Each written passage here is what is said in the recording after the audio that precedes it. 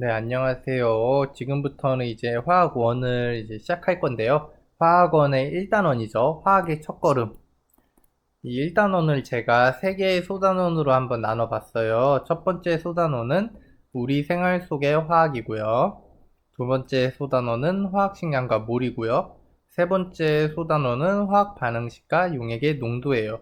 각 소단원에 대한 소개와 공부 방법은 이제 시작을 할 때 그때마다 이제 얘기를 해드리도록 할게요. 1단원이 어렵다고 하는데 진짜 별거 없거든요. 별거 없으니까 한번 이제 쭉 꾸준히 들어보시면 도움이 되실 거예요. 자, 그럼 첫 번째 소단원 바로 시작하도록 하겠습니다. 우리 생활 속의 화학이죠. 단원 이름부터 우리 생활 속의 화학이에요. 진짜 우리 생활과 화학이 얼마나 연관되어 있는지, 화학이 얼마나 유용한지 이런 걸 소개하는 그런 단원이고요. 소개를 함으로써 이제 화학을 공부하는 학생들에게 흥미를 유발시키는 거죠. 괜찮죠? 공부 방법은 그냥 외우시면 됩니다. 개념을 뭐 따로 익혀야 될 필요도 없고 그냥 외우시면 돼요. 되게 단순하게 외우면 되는 부분이고 어차피 여기서 그냥 외우고 넘어가도 아리까리한 부분은 나중 단원에서 다 이제 설명이 돼요. 그러니까 일단 1단원 첫 번째 소단원을 할 때는 외우고 넘어가자. 외우면 모든 문제가 다 풀린다. 이렇게 생각을 하시면 돼요. only 암기. 저는 이제 얘기를 할 때, 좀, 최대한 자세하게 할 거예요. 최대한 자세하게 할 거지만, 내신을 공부하는 학생들한테는 그것도 부족할 수 있거든요. 그런 분들 같은 경우에는 본인들이 쓰는 교재라든지 학교 교과서라든지 그런 걸 꼼꼼하게 읽어보시면 될 겁니다. 자, A파트 화학의 유용성입니다. 아까 말했던 대로 화학이 얼마나 유용한지에 대해서 홍보를 하는 그런 부분이겠죠. 첫 번째가 이제 화학과 우리 생활인데 아래 이제 중요한 말이 써져 있어요. 우리 생활 모든 것이 화학과 연관되어 있다. 이게 사실 이번 단원에서 얘기하고 싶은 그런 핵심이에요. 우리 생활 모든 것이 화학과 연관되어 있는 거고 이런 화학이 의식, 주, 의약품, 연료 등 아주 다양하게 우리 생활에 쓰이고 있다. 이겁니다. 제가 그래서 화학과 우리 생활 하면 뭐 주변에서 쓰이는 화학적인 방법을 통해서 만들어진 애들을 한번 소개하고자 세 개를 준비해 봤어요. 이게 유리랑 소금이랑 휘발유인데요. 그냥 예시상 가져온 거지 얘네를 외워야 되는 건 아닙니다. 유리 같은 거는 이제 규소와 산소를 주성분으로 하는 공유결합 물질이래요. 그래서 규소와 산소가 삼연체 구조를 이루며 분자가 아닌 결정으로 존재한다 이러면 되는 건데 옆에 보시면 유리 보는 게 되게 쉽죠. 유리가 되게 곳곳에 있단 말이에요. 이런 유리가 규소랑 산소를 주성분으로 하는 공유결합 물질이더라 이러면 되는 거예요. 그리고 조금 중요한 거는 이 유리라는 놈은 분자가 아닌 결정이다. 네, 이겁니다. 이게 유리거든요. 이런 식으로 규소랑 산소가 막 있는 거예요. 그 다음은 소금이에요. 소금 음식 먹을 때 많이 쓰이죠. NaCl이고요. 나트륨과 염소를 주성분으로 하는 이온 결합 물질이더라 이러면 돼요. 이온 결합 물질이 뭔지 분자가 뭔지 이런 건 나중에 3단원에서 배우니까요. 지금은 그냥 이렇게 암기해 두시면 될 것 같습니다. 그 다음에 또 휘발유 탄소와 수소를 주성분으로 하는 혼합물인데 많이 쓰이죠. 예. 이처럼 이제 제가 세 가지만 가지고 왔지만 진짜 끝도 없이 많을 거예요. 우리 생활과 관련된 화학 물질이 맞죠? 이제 본격적으로 그러면 화학이 우리 생활을 얼마나 더 뭔가 좋게 해줬는지, 어떤 문제들을 해결해 주는지에 대해서 설명을 해드릴게요. 자, 의식, 주, 건강. 이렇게 나눠서 설명을 할 거고요. 첫 번째로 볼 게 이제 식량 문제 해결입니다. 화학이 식량 문제를 해결해 줬어요. 자, 먼저 식량 문제가 생긴 거예요. 언제? 산업혁명 이후에 인구가 급격하게 증가를 했더니 이제 먹을 거는 이제 정해져 있었는데 일정한 양밖에 없는데 인구가 늘어나면 어떻게 되겠어요? 밥이 없겠죠? 먹을 게 부족해진 거예요. 그래서 산업혁명 이후에 식량 문제가 생겼다. 이렇게 그냥 배경 지식으로 알고 있으면 되는 거고요. 그럼 그 식량 문제를 어떻게 화학적인 방법으로 해결했는지 그거를 말씀드리겠습니다. 우리가 3명의 과학자를 알고 있어야 돼요. 리비히랑 하버랑 보슈를 알고 있어야 되는데 이 중에서 꼭 외워야 되는 그런 분은 하버랑 과학자를 꼭 기억해 주셔야 합니다. 먼저 리비이가 식량 부족을 예상하고 질소와 인과 칼륨 이 세 개가 식물 생장에 꼭 필요한 원소임을 밝혔어요. 그 중에서도 이 질소가 진짜 식물 생장에 너무 중요하거든요. 이걸 밝힌 과학자가 리비이예요. 근데 질소는 사실 공기 중에 되게 많잖아요. 공기 중에 N2가 엄청 많잖아요. 그럼 이걸 바로 식물이 이용하면 되는데 뭐가 문제냐 이렇게 생각을 하실 수도 있어요. 그런데 공기 중에 있는 질소는 이렇게 삼중결합을 하고 있어가지고 식물이 이용할 수가 없어요. 삼중결합이 되게 강력한 거거든요. 이것도 나중에 배우겠지만 얘를 끊을 수가 없는 거예요, 쉽게. 그래가지고 식물이 질소를 이용하지 못해요. 공기 중에 있는 거는. 이게 중요하다는 건 알았는데 이용을 못하니까 어떻게 해야 돼요? 이용을 할 수 있는 형태로 바꿔줘야겠죠.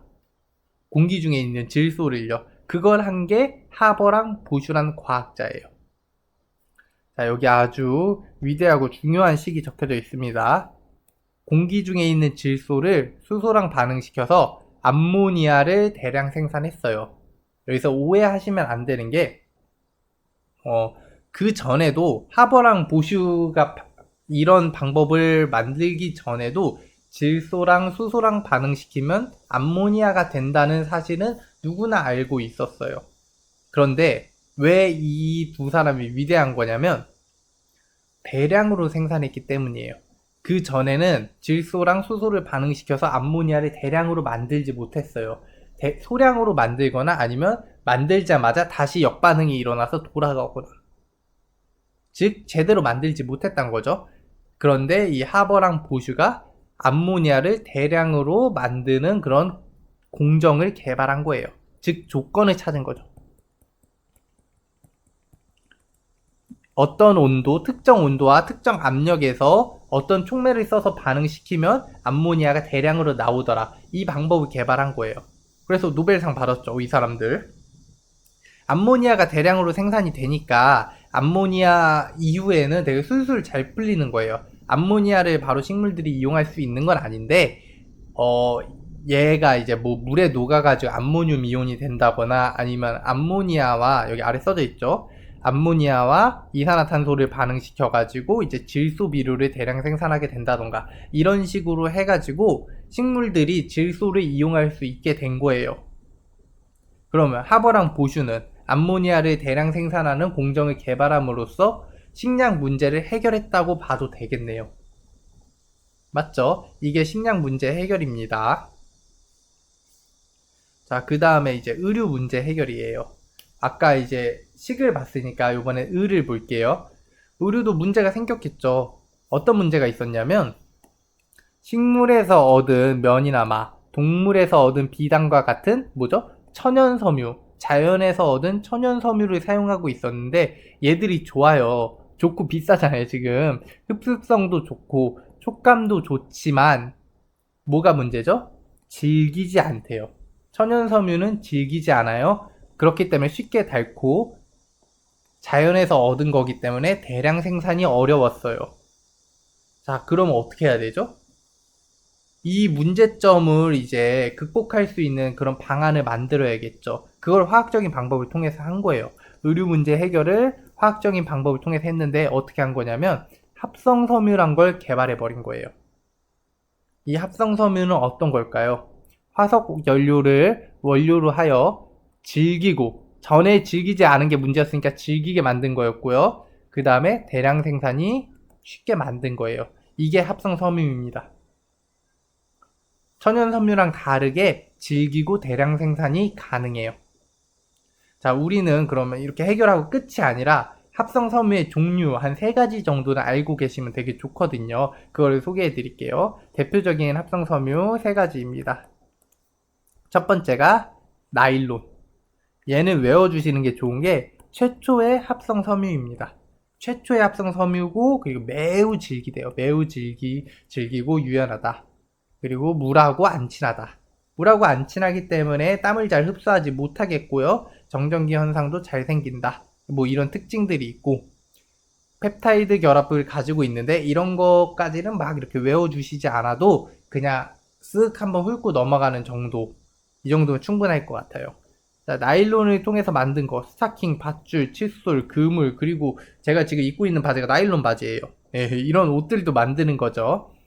중요한 거는 나일론이 최초의 합성 섬유이다. 얘가 매우 질기고 물하고 안 친하다. 이 정도를 외워주시면 될 것 같아요. 두 번째 합성 섬유, 폴리에스터입니다.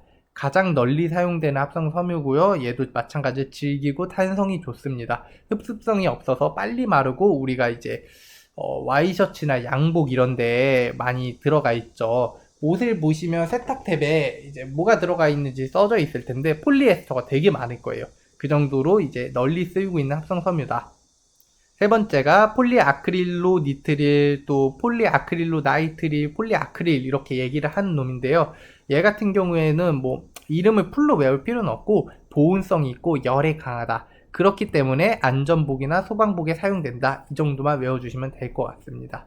자, 지금 의류 문제에서 왜 의류 문제가 생겼는지, 천연 섬유가 좋은데 질기지 않고 대량 생산이 어려운 문제가 있다. 여기서부터 그럼 합성 섬유를 개발해야 한다는 해결까지, 마지막으로 합성 섬유의 종류 3가지 이렇게 봤어요.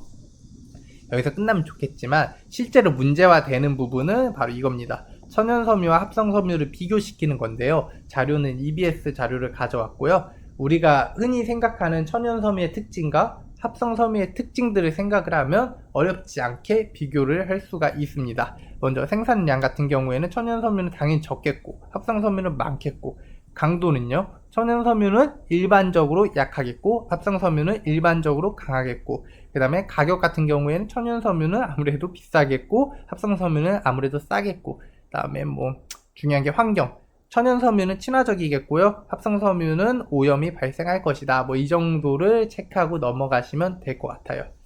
자, 이제 다음 나오는 거는 주거 문제 해결이에요. 주거 문제도 약간 식량 문제랑 마찬가지인데요. 산업혁명 이후에 인구가 이제 급격하게 증가를 했다고 했죠. 이건 배경 지식입니다. 인구가 급격하게 증가를 하면 먹을 것도 부족한 게 맞지만 사는 공간도 부족하겠죠. 그래서 주거 문제가 생긴 거예요. 이 또한 화학적인 방법을 통해서 해결을 한 건데 우리가 어떻게 해결을 했냐면 그냥 이렇게 딱 알아두시면 될 것 같아요. 주거 문제 해결은 다양한 건축 재료들이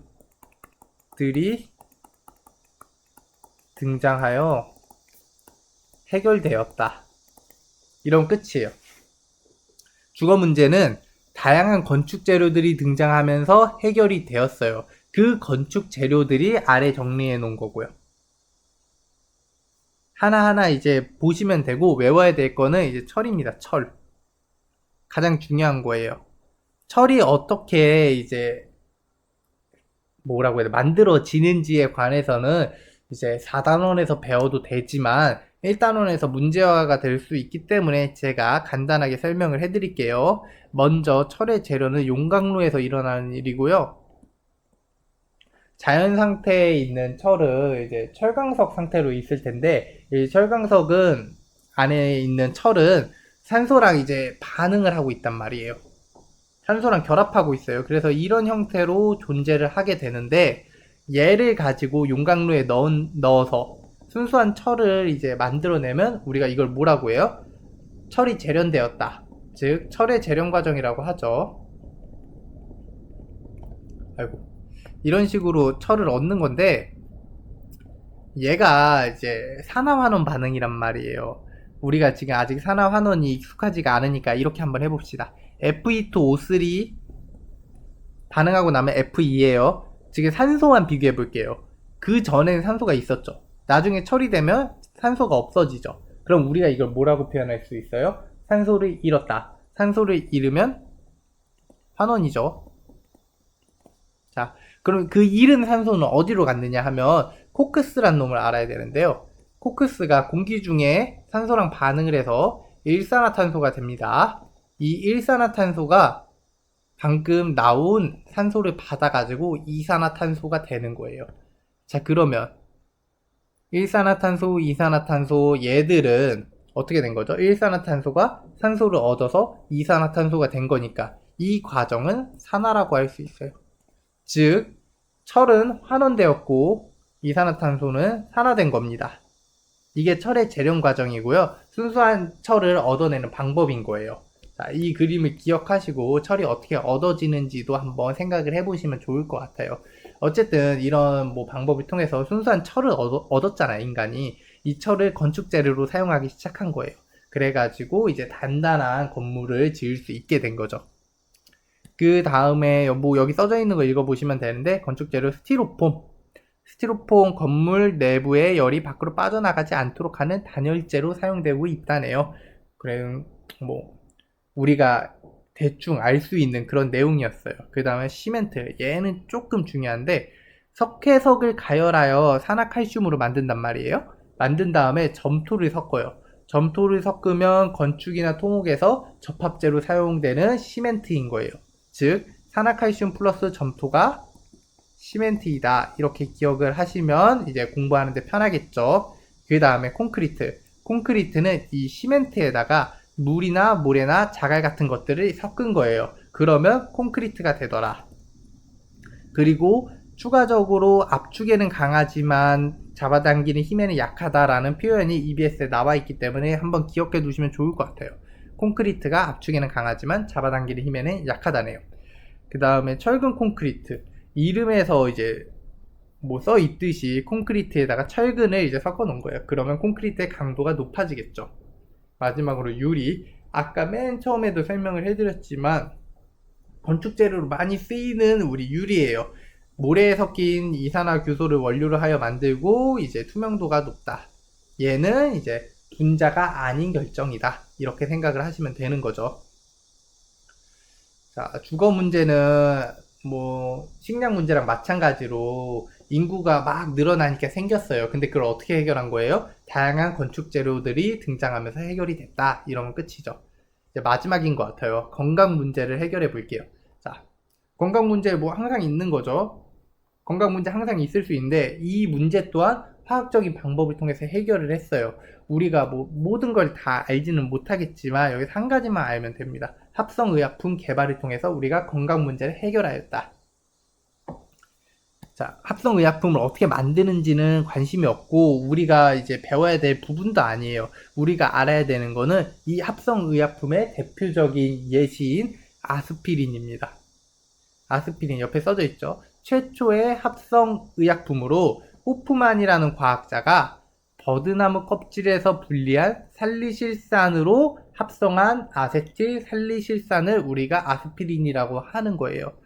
좀 깔끔하게 정리를 하면 살리실산, 얘는 버드나무 껍질에서 분리한 거예요.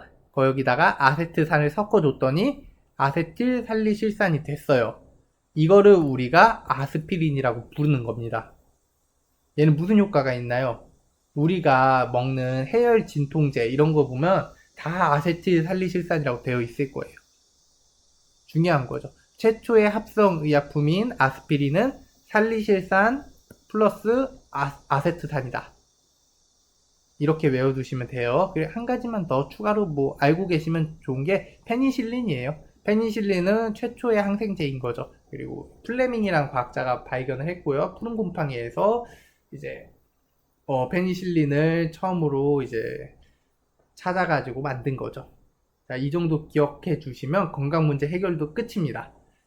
오늘 지금 봤던 게 그냥 기본적인 내용이었어요. 화학이 뭐 우리 생활에 어떤 화학 물질들이 지금 사용되고 있고, 화학이 식량 문제를 어떻게 해결했고, 의료 문제를 어떻게 해결했고, 주거 문제를 어떻게 해결했고, 건강 문제를 어떻게 해결했는지에 대해서 간단히 소개를 해드렸어요. 그냥 쭉 읽어보시고 중요하다고 했던 부분 외워주시면 됩니다. 자, 그럼 고생하셨고 다음 시간에 뵙겠습니다.